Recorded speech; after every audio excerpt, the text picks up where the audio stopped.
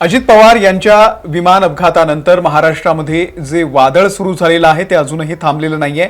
त्यांचा घातपात झालाय की खरंच अपघात झालेला आहे यावरती अजूनही चौकशी सुरू आहे। आणि त्यातच आज बरोबर एका महिन्यानंतर म्हणजे आज आहे 28 फेब्रुवारी आणि एका महिन्याआधी 28 जानेवारी रोजी हा सगळा अपघात घडला होता। आज बरोबर एका महिन्यानंतर AIB या संस्थेनं या संदर्भातला 22 पानी चौकशी अहवाल जो आहे तो जारी केलेला आहे। आणि या चौकशी अहवालामध्ये नेमकं काय ते पाहणं फार महत्त्वाचं आहे। जी शंका सातत्यानं रोहित पवार व्यक्त करतायत की हा घातपातच आहे, हा अपघात नव्हता, हा कुणीतरी शिस्तबद्ध कट रचून अजित पवार यांना संपवण्यासाठी अशा पद्धतीनं अपघात घडून आणला, तर त्या संदर्भामध्ये जे आज या AIBच्या रिपोर्टमध्ये आलेलं आहे ते फार महत्त्वाचं आहे। या 22 पानी रिपोर्टमध्ये नेमकं काय आहे ते तुम्हाला मी सविस्तर पुढच्या काही मिनिटांमध्ये समजावून सांगणार आहे। व्हिडिओ शेवटपर्यंत बघा। नमस्कार, मी अमोल किन्होळकर, आपण पाहत आहात महाराष्ट्र टाइम्स ऑनलाईन। तर दिवंगत उपमुख्यमंत्री अजित पवार यांच्या विमान अपघातासंदर्भामध्ये हवाई उड्डाण मंत्रालयाच्या AIB या तपास यंत्रणेचा हा 22 पानांचा जो अहवाल आहे तो आता समोर आलेला आहे। आणि त्यामध्ये कमी दृश्यमानता जी आहे त्यासोबतच VFR नियमांचं संभाव्य उल्लंघन आणि अनकंट्रोल्ड एअरफील्डवरील सुरक्षा त्रुटी याकडे साधारणतः गंभीर दृष्ट्या बघितलेला आहे, त्यावरती बोट ठेवलेला आहे। 28 जानेवारी रोजी झालेल्या या अपघातामध्ये अजित पवार यांच्यासह म्हणजे एकूण 5 जण यांचा मृत्यू झालेला होता। आणि या 22 पानी अहवालामध्ये नेमकं काय ते मी तुम्हाला सांगणार आहे। तर या अहवालानुसार सगळ्यात महत्त्वाची बातमी म्हणजे हे विमान अगोदर झाडावरती आदळलं असं या चौकशी अहवालामध्ये म्हटलेलं आहे। त्यानंतर विमान जमिनीवरती आदळलं, म्हणजे आधी झाडावरती आदळलं, त्यानंतर जमिनीवरती आदळलं आणि त्यानंतर विमानाचा मोठा अपघात घडला। ही जी टाइमलाईन आहे ती तुम्ही नीट लक्षात घ्या। थेट जमिनीवरती ते कोसळलेलं नाहीये, तर ते झाडावरती कोसळलं, त्यानंतर जमिनीवरती कोसळलं आणि मग त्याचा स्फोट झाला। आणि त्यानंतर पुढे काय घडलं ते आपल्या सगळ्यांना माहिती आहे। त्या 22 पानी अहवालामध्ये या संदर्भातली जी डिटेल माहिती आहे ती आता समोर आलेली आहे।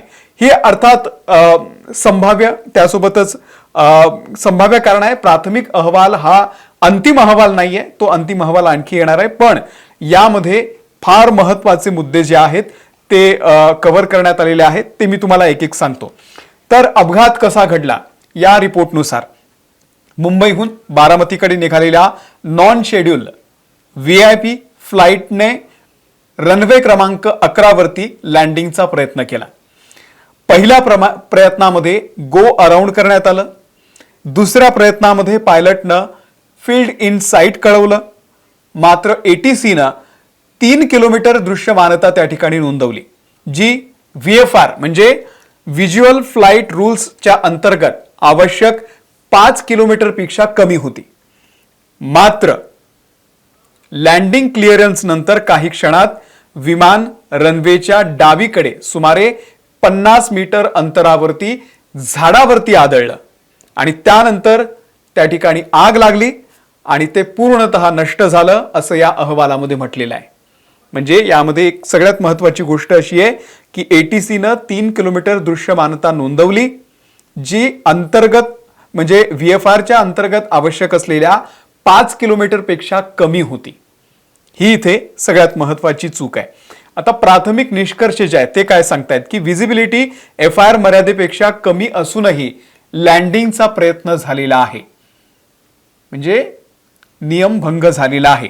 VIP नॉन स्केड्यूल फ्लाईटसाठी अनकंट्रोल्ड एअरफील्डवरील ऑपरेशन हे या ठिकाणी दिसून आलेलं आहे। हवामान आणि मूलभूत नेव्हिगेशन सहाय्यतांमध्ये सुद्धा मोठ्या प्रमाणावरती कमतरता दिसून आलेली आहे। एअरफील्ड सुविधांचे अपुरे मानक या ठिकाणी दिसून आलेलं आहे। आता हवाई आणि टेक्निकल गोष्टी ज्या आहेत, म्हणजे हवामान जे होतं आणि ज्या टेक्निकल गोष्टी आहेत त्या यामध्ये कशा इन्व्हॉल्व होत्या ते आपण बघूयात की बारामतीमध्ये अधिकृत MET सुविधा नाहीये। उपग्रह चित्रानुसार परिसरामध्ये हलकं धुकं म्हणजे शॅलो फॉग हा दिसत होता। पुणे आणि मुंबईत देखील 2000 ते 2500 मीटर व्हिजिबिलिटी नोंदली गेली. FDR म्हणजेच फ्लाईट डाटा रेकॉर्डर, त्याचा डेटा हा डाउनलोड झालेला आहे आणि त्याचं सध्या विश्लेषण सुरू आहे, त्याचा अभ्यास सुरू आहे. CVR म्हणजे कॉकपिट व्हॉइस रेकॉर्डर आणि थर्मल डॅमेजमुळे जो आहे CVR तो त्यामध्ये जो डेटा आहे तो रिकव्हर करायला थोडासा प्रॉब्लेम येतोय आणि त्यामुळे USAच्या NTSB कडून मदत घेऊन तो जो डाटा आहे तो रिकव्हर करण्याचा सध्या प्रयत्न सुरू आहे. बारामतीमधल्या विमानतळावरती काही त्रुटी होत्या आणि त्यामुळे सुद्धा हा अपघात झाला असावा, हे यामध्ये प्रामुख्यानं नोंदवण्यात आलेलं आहे. एअरपोर्ट सेफ्टी लॅप्सेस सुद्धा यामध्ये नोंदवण्यात आलेले आहेत. अनकंट्रोल्ड एअरफील्ड, नियमित ATC सुविधा नाही, फक्त VFR ऑपरेशनला या ठिकाणी परवानगी आहे. रनवे मार्किंग फिकट होतं, म्हणजे जे मार्किंग असतं रनवेवरती ते सुद्धा फिकट रंगाचं होतं. सैल खडी त्या ठिकाणी आढळलेली आहे. रनवे 11च्या बाजूला वाईन स्टॉक अनुपस्थित नाहीये. ARFF फायर फायटिंग युनिट सुद्धा त्या ठिकाणी उपलब्ध नाहीये. विमानतळाच्या सभोवती पूर्ण कुंपण नसल्याची नोंद सुद्धा AIBनं या प्राथमिक अहवालामध्ये केलेली आहे. आणि यानंतर सगळ्यात महत्वाचं म्हणजे जे रोहित पवार प्रश्न विचारत होते की जो पायलट ऐनवेळी बदलला तो दारू प्यायलेला होता का, त्याची जी मागची हिस्ट्री आहे ती काही फार चांगली नाही आहे, तर त्याविषयी सुद्धा यामध्ये बऱ्याच गोष्टी स्पष्ट झालेल्या आहे. या विमानाच्या कॅप्टनला 61 वर्ष, सुमारे 18,855 तासांचा एकूण उड्डाणाचा अनुभव होता. लिअरजेट वरती म्हणजे ज्या विमानामध्ये अजित पवार बसलेले होते त्या विमानावरती 2,815 तास ते विमान उडवण्याचा त्याला अनुभव होता. फर्स्ट ऑफिसर ज्या 25 वर्षाच्या आहेत त्यांना 2,490 तासांचा अनुभव होता. दोघांनाही बारामती आणि अनकंट्रोल्ड एअरफील्डचा चांगला अनुभव होता. ब्रेथ एनालायझर टेस्ट जी आहे ती निगेटिव्ह आलेली आहे आणि मृत्यूचं कारण multiple injuries with burn injuries असं यामध्ये नमूद करण्यात आलेलं आहे.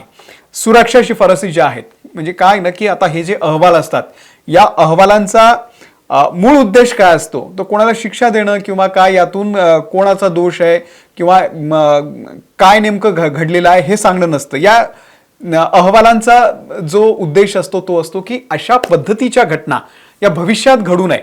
मग त्यांनी या संदर्भात ज्या आता त्रुटी दिसलेल्या आहेत त्या संदर्भात काही शिफारसी केलेल्या आहेत. तर त्यांनी म्हटलेलं आहे की DGCA कडून VFR ऑपरेशनवरती तात्काळ कडक अंमलबजावणी करण्यात यावी.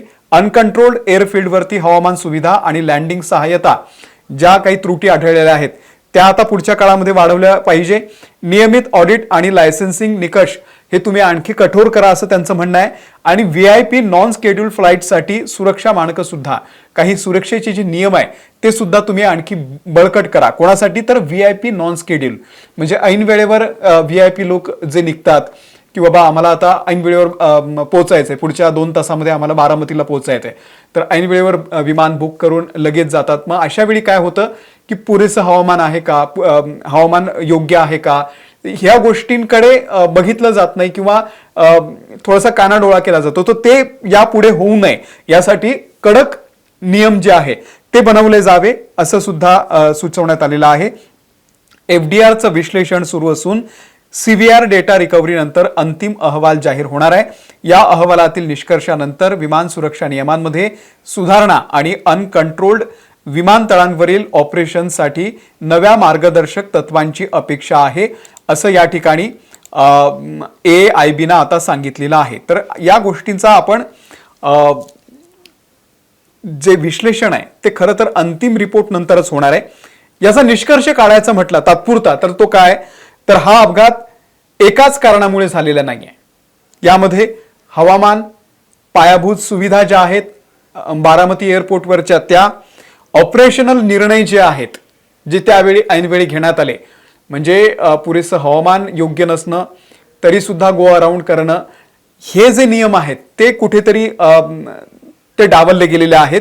आणि या सगळ्याचा जो परिपाक आहे त्यामुळे हा अपघात झालेला असू शकतो असं या जो प्राथमिक आता अहवाल आपल्या हाती आलेला आहे AIBचा, तर तर त्यातून हे समोर आलेलं आहे.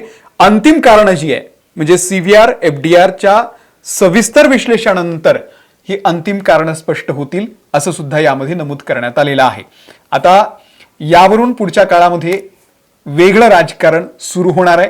अर्थात ते कशा पद्धतीचं आपल्या सगळ्यांना माहिती आहे, पण ही प्राथमिक माहिती आहे. लक्षात घ्या, अंतिम अहवाल नाहीये, अंतिम अहवाल येणं अजून बाकी आहे. पण त्रुटी होत्या हे यातून स्पष्टपणे दिसतंय आणि अजित पवारांसारखा नेता महाराष्ट्राला यातून गमवावा लागला हे खरंच दुःखद आहे. तुम्हाला या सगळ्या प्राथमिक अहवालाबद्दल AIBच्या नेमकं काय वाटतंय खाली कमेंट करून नक्की सांगा. या व्हिडिओमध्ये इथेच थांबतोय. ताज्या बातम्यांच्या अपडेटसाठी पाहत रहा महाराष्ट्र टाइम्स ऑनलाईन.